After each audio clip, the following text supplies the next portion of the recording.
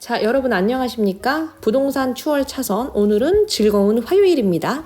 오늘 이제 부동산을 처음 매입하시는, 부동산에 첫 입문을 하시는 분들에게 조금 나누고 싶은 이야기가 있어서 이제 영상을 켜게 되었어요. 제가 이전 영상에서 주식이나 코인 같은 다른 이제 금융자산에 대한 그런 재테크 이런 거를 저도 한다고 말씀은 드렸지만, 그래도 뭐니 해도 제 메인은 역시 부동산 투자이기 때문에 자, 부동산에 대해서 좀 더 이제 깊이 얘기를 해볼 거예요. 여러분들이 만약에 부동산을 처음 투자를 하고 싶을 땐 어떻게 해야 되느냐, 공부를 하세요라는 그런 그 뻔한 이야기 말고요. 좀 정말 진짜 현실감 있게 투자를 하기 위해서는 무엇을 해야 되냐. 여러분, 일단 투자를 하려면은요, 구매를 하셔야 돼요. 구매. 투자는 이꼴 구매입니다. 여러분들이 부동산 투자를 하고 싶다? 부동산을 돈 주고 사셔야 돼요, 일단은. 근데 이 당연한 얘기를 굉장히 많이 간과하고 있는 분들이 많은 것 같아요. 물론 구매를 할 때는 신중해야 되지만 너무 신중하기만 하고 단 한 번도 부동산 거래를 해본 적이 없는 상태로 계속 공부만 하거나, 아니면 심지어 이 부동산 업계에서 일하시는 분들조차도 한 번도 부동산 거래를 자기 명의로 직접 해본 적이 없는 그런 분들도 제가 굉장히 많이 봤거든요. 그렇기 때문에 투자는 어디까지나 실질적으로 자산을 취득할 때, 그때 여러분들 진정한 투자가 시작되는 거예요. 그러니까 일단은 투자를 하려고 마음을 먹었으면 부동산을요, 어느 정도 좀 공부가 된 것 같다라는 생각이 들면 조만간 살 생각을 하셔야 돼요, 여러분. 구매를 하셔야 됩니다. 근데 사실 지금 부동산에 관심이 있으신 분들은 거의 다 아실 거예요. 지금 부동산 살 때인 거 아시죠, 여러분? 굉장히 저점에 와 있고 분위기가, 부동산 시장이 굉장히 안 좋고 부동산 투자하기를 다들 겁내하고, 이런 상황에서 지금 매수자 우위 시장이기 때문에 매수자 입장에서는 지금 부동산을 살 만한 적기라고 대부분 생각은 하실 거예요. 일단은 투자에 관심이 있으신 분들은 대부분 저와 비슷한 생각을 할 것 같고, 이 수차례 공부를 해왔고 내가 어느 정도의 종잣돈이 있으면 부동산을 사고 싶잖아요. 그러면 소액으로 우리가 부동산을 사는 게 일단 중요하겠죠. 왜냐면 우리는 돈이 많이 없으니까 최대한 내 자기 자본을 줄여서 소액으로 투자할 수 있는 걸 봐야 된단 말이에요. 소액으로 투자하기에 경매가 좋지만 경매는 또 경매 공부를 또 따로 하셔야 되기 때문에 이거는 좀 영역이 틀리니까 경매는 제가 제외하고요. 일반 매매에서 부동산을 어떻게 구매를 할 것인가, 이 방법에 대해서 제가 좀 얘기를 해보겠습니다. 여러분, 처음 부동산을 구매하는 사람이 처음부터 내 마음에, 내 성에 다 차는 그런 부동산은 절대로 구매할 수 없어요. 일단은 이거를 무조건 알고 가셔야 돼요. 내 마음에 드는 부동산이 뭐냐면, 보세요. 서울에 사고 싶고, 그 다음에 아파트였으면 좋겠고, 그 다음에 전철역이 근처에 있었으면 좋겠고, 그 다음에 주변에 상가 같은 편의시설이 많았으면 좋겠고, 그리고 내가 아는 동네, 나랑 연고가 있는 동네였으면 더 좋겠고, 그쵸? 이런 것들. 그리고 아무리 못해도 25평 혹은 34평 사이, 자, 국민평형대 방세기 화장실 2개에 가장 무난한 이런 집이었으면 좋겠고, 그 다음에 아파트가 완전 신축까지는 아니어도 너무 낡고 노후화된 아파트는 아니었으면 좋겠고, 자, 여러분, 내 맘 같아서는 요 정도 조건의 집이면 상당히 괜찮죠. 무난하고 내가 들어가서 살기도 좋을 것 같기도 하고, 그리고 정말 이 집이 오를 수 있을까 그런 불안감은 있지만 그래도 이 정도면 내가 한번 도전해볼 만하죠. 여러분, 요 정도 컨디션의 집을 살려면요, 나도 그리고 내 또 형편도 있고 하니까 강남까지는 아니어도 그래도 좀 서울이었으면 좋겠는데, 합정이나 당산, 영등포 요런 데만 돼도 나는 좋겠다. 그 근처만 돼도. 요 정도 여러분 생각하실 수 있죠. 충분히 하실 수 있는데, 지금 그런 위치에 84제곱미터 34평 기준으로 너무 노후화된 30년 이상 된 아파트 말고 한 10년 이내 정도에 입주한 그런 아파트들은 대략 여러분 18억 정도 합니다. 욕한 거 아니에요. 18 18억 정도 매매가. 예, 그냥 이제 평범한 아파트예요. 방 3개, 화장실 2개, 초역세권까지는 아니어도 그래도 주변에 전철역 있고 30평대 아파트에 뭐 주변에 뭐 상가도 있고 아주 무난하고 평범한 그럭저럭 살만한 아파트. 여러분들 요 정도면은 충분하시잖아요. 그쵸? 그냥 무난하게 평범하게 큰 욕심 없이 이 정도면은 무난하잖아요. 네, 집은 무난하지만 금액은 무난하지가 않다. 네, 여러분 이 18억짜리 아파트를 매매를 하려면요. 일단은 18억이면 여러분 15억 이상 집이기 때문에 일단은 대출이 안 나옵니다. 그러니까 내가 이 집을 사고 싶으면은 현금으로 18억을 생돈을 내고 들어가서 이제 사시거나 아니면 두 번째 방법은 전세를 끼고 사는 방법이 있겠죠. 전세 시세가 지금 뭐 대략 10억 안팎 정도 해요. 그냥 뭐 10억이라고 치면은 그러면은 전세금 10억에 이제 내 돈 8억, 현금 8억이 더해져서 이제 18억을 잔금을 치르시면 되는데 내 돈 8억이 필요하고 심지어 내가 들어가서 살 수도 없어요. 들어가서 거주할 수도 없습니다. 왜냐하면 이제 10억을 낸 전세입자가 들어가서 살아야 되기 때문에 이런 상황이에요. 이런 상황. 그러니까 못 사겠죠? 여러분 8억이 어딨어요.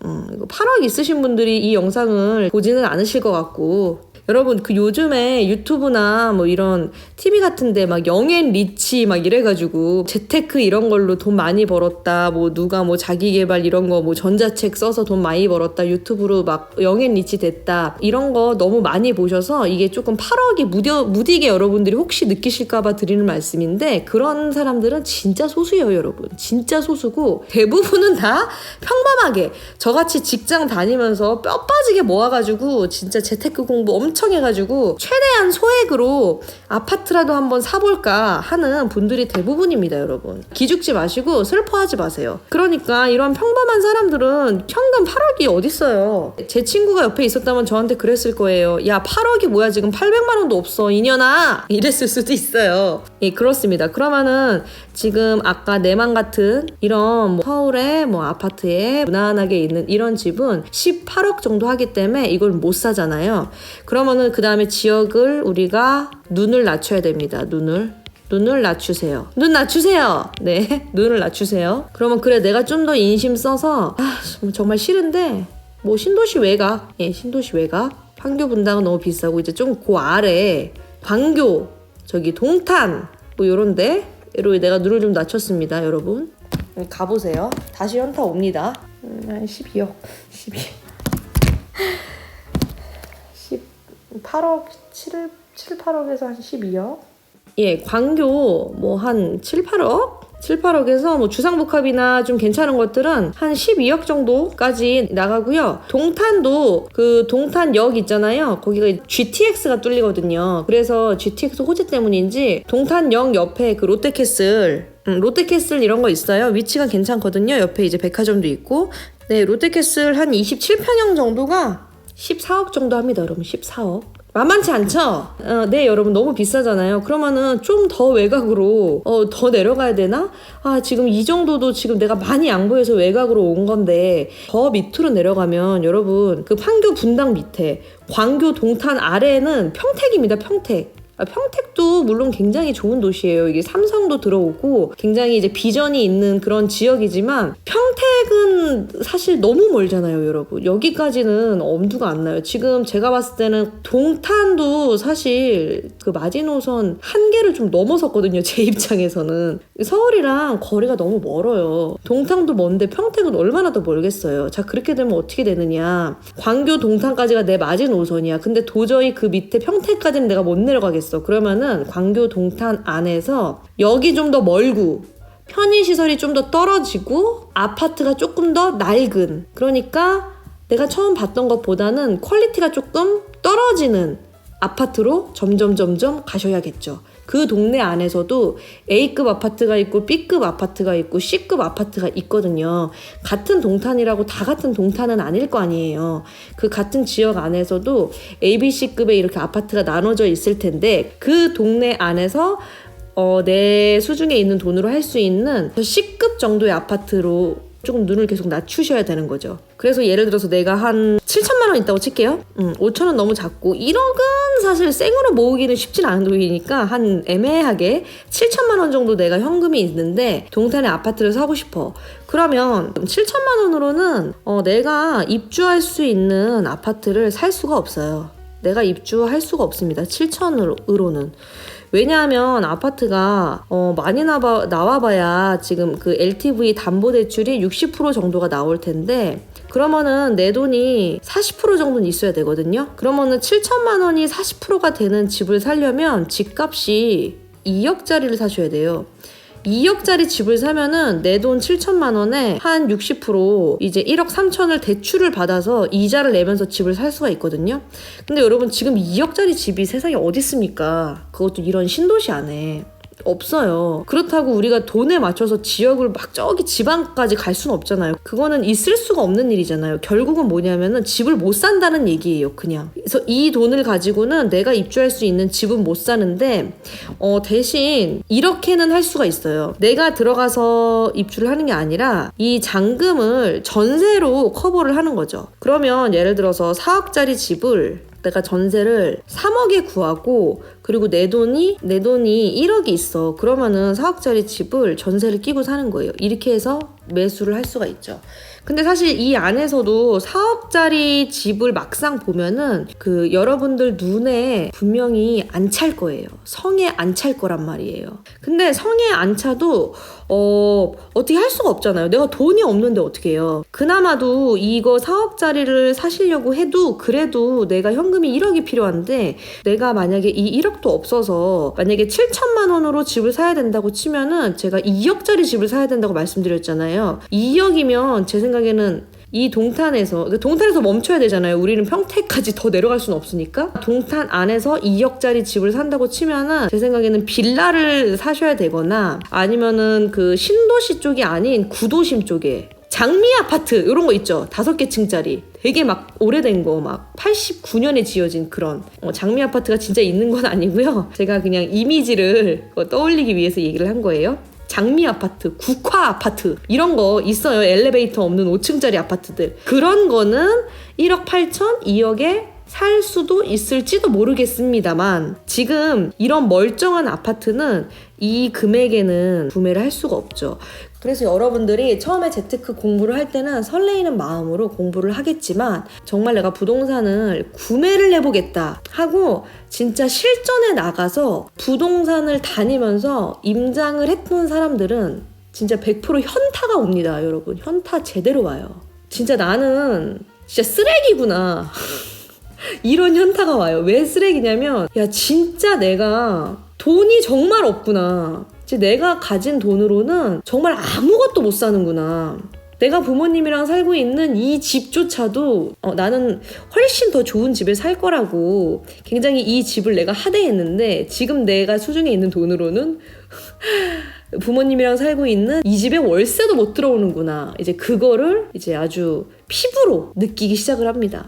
그래서 사람은 실전에 나가봐야 돼요. 이래서 경험이 중요하다니까요. 저도 가끔씩 이렇게 지인들에게 뭐 제가 봤던 물건 뭐 아니면 어디 뭐 분양하는 뭐 아파트들 이런 것들을 이런 거 투자하면 어떨까 이런 게 열린다는데 이런 거 얼마 정도 한대 뭐 이런 얘기를 좀 자연스럽게 저도 하게 될 거 아니에요. 그러면은 꼭 그 투자 한 번도 안 해본 사람들 있죠. 한 번도 임장 안 가보고 내 돈 내고 내가 집 살려고 시도해본 적 없는 사람들 그런 지인들이 꼭 그렇게 얘기해요. 야 그 돈이면 뭐 어디 하겠다. 야 거기 시골이야. 그 돈이면은 뭐 차라리 어디 하겠다. 막 이제 이런 사람들이 있거든요.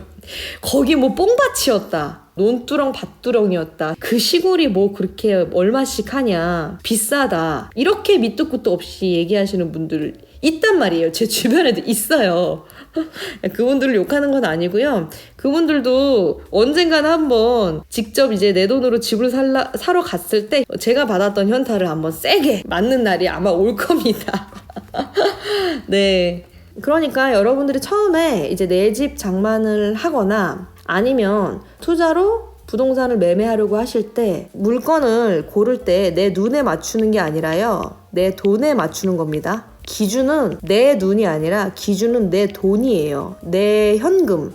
당장 꽂을 수 있는 당장 그 자리에서 모바일 뱅킹으로 그 이체해서 바로 현금을 쏠 수 있는 그런 집을 여러분 고르셔야 합니다. 그런 집이라도 내가 가진 수중에 있는 돈으로 살 수 있는 집 중에 가장 최선의 집을 선택을 해서 그 집이라도 여러분들이 돈을 꽂고 내 명의로 취득을 했을 때, 구매했을 때 비로소 여러분들의 투자가 시작되는 거예요. 자산은 언제 생기냐면요. 자산은 살 때 생깁니다, 여러분. 자산가가 되시려면 자산을 구매하셔야 돼요. 여러분들 부동산 투자를 하시고 싶으시면 부동산을 구매를 하셔야 돼요. 그러니까 여러분들 공부는 충분히 하되 너무 세워라 내워라 공부만 하면서 뜬구름만 잡지 마시고 한번 현장을 나가보세요.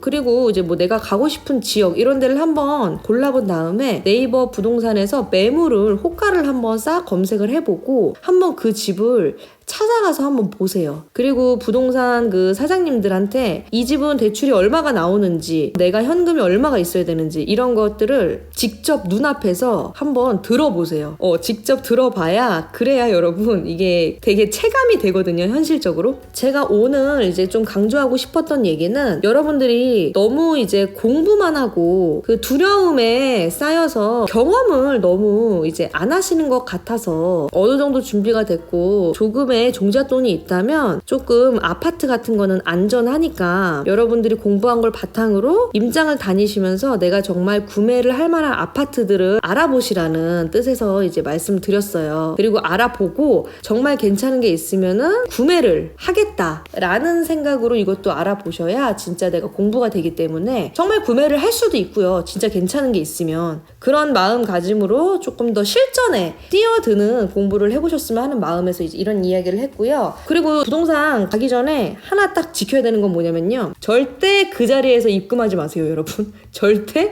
그 자리에서 돈 꽂지 마세요. 요것만 주의하시면 돼요. 이게 집마다 다 각각의 그런 사연들이 있어요. 그래서 부동산 사장님들이 뭐 이 집은 지금 빨리 안 하시면은 뭐 저기서 이렇게 나갈 수가 있고 빨랑 구매를 부추기는 이제 이야기를 부동산 사장님들이 하실 수도 있거든요. 근데 그분들이 거짓말을 하는 건 아니에요. 이게 또 사람이 사는 집이기 때문에 그 집주인들 각각 그 사연들이 다 있을 거 아니에요. 그래서 집집마다 그런 스토리들이 있을 수는 있는데 그것 때문에 내 구매를 서두를 필요는 없고요. 세상에 집은 많고 기회는 언제나 있습니다. 그러니까 분위기에 휩쓸려서 절대 바로 입금하지 마시고 보고 오셔서 최소 하루에서 3일은 생각을 해보신 후에 결정을 하시는 게 좋을 것 같습니다.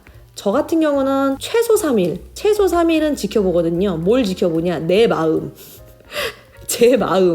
제 마음을 지켜봐요, 여러분. 최소 3일을. 내가 그 집을 정말 그 원하는 이 간절한 마음이 3일이 유지가 되느냐. 3일째도 눈을 딱 떴는데 그 집 생각 때문에 잠이 안 오는 제가 그런 경험이 있었거든요. 3일이 지났는데 3일째 아침에도 그 집 생각 때문에 잠이 안 오는 거예요. 그래서 제가 그 다음에 그 집을 한 번 더 보러 갔거든요. 한 번 더 보러 갔는데 그때도 똑같이 그날 밤에 잠이 안 오는 거예요. 그래서 이거는 빼박이다. 내가 조금 무리를 하더라도 이 집은 내가 꼭 해야겠다. 그런 게 와요. 저는 왔어요, 진짜 그게. 이 집은 내가 해도 되겠다. 해도 후회 안 하겠다. 이런 마음이 그게 왔거든요. 근데 진짜 신기한 게 뭔지 아세요? 제가 그 집을 보고 와서 하고 싶어서 잠을 못 잤다 그랬잖아요. 근데 잠을 못 잔 진짜 이유는 너무 하고 싶은데 이거를 했을 때의 그 후폭풍을 내가 어떻게 감당할지 이제 거기에 대한 해결책이 묘수가 떠오르지가 않으니까 이게 마음이 불안해서 잠이 안 오는 거예요. 하고는 싶은데 돈은 모자라고 막 이러니까 잠이 안 오는 건데 제가 그냥 질렀어요. 가서 계약금을 내고 지르고 오니까요. 야, 그날 밤에 편안하대요. 마음이 평온함이 찾아오는 거예요. 계약을 하기 전보다 계약하고 나서가. 그래서 이제 전 죽었죠. 이제 그거 이제 잔금 치르기 위해서 아주 열심히 뼈 빠지게 동기부여가 생겼으니까 더 열심히 일을 해서 이제 잔금을 치러야 되는 이제 그런 상황입니다. 제가. 그러니까 어쨌든 아무리 마음에 들어도 최소 3일은 내 마음을 지켜보고 그 후에 이제 결정을 하고 그날 당일은 절대 입금을 하지 않으시는 거 그것만 좀 주의를 하셔서 매물을 좀 보러 한번 다녀보세요. 그렇게 해서 사고 싶은 집 말고 내가 살 수 있는 집 목록을 추리시고 그 안에서 여러분들 현명한 투자를 하시면 됩니다. 눈을 많이 낮추셔야 될 거예요. 그 눈을 낮추는 과정에서 현타가 좀 여러 번 찾아올 수도 있고요. 좀 현실을 직시하면서 가끔은 조금 자괴감이나 좀 우울함이 들 때도 있어요. 아 진짜 나 왜 이렇게 돈이 없냐, 나 진짜 쓰레기구나. 제가 그런 생각이 들었다 그랬잖아요. 왜 진작 내가 돈을 모으지 않았을까? 그때 당시에는 그런 자괴감만 들고 결국은 부동산을 구매하지 못하고 다시 이제 현실로 돌아와서 열심히 일하면서 돈을 벌어야 되는 상황이 올 수도 있거든요. 그러면 어때요? 그러면 좀 더 자극이 되어서 내가 더 열심히 돈을 모을 수 있지 않겠어요? 네, 여러분. 오늘은 여기까지.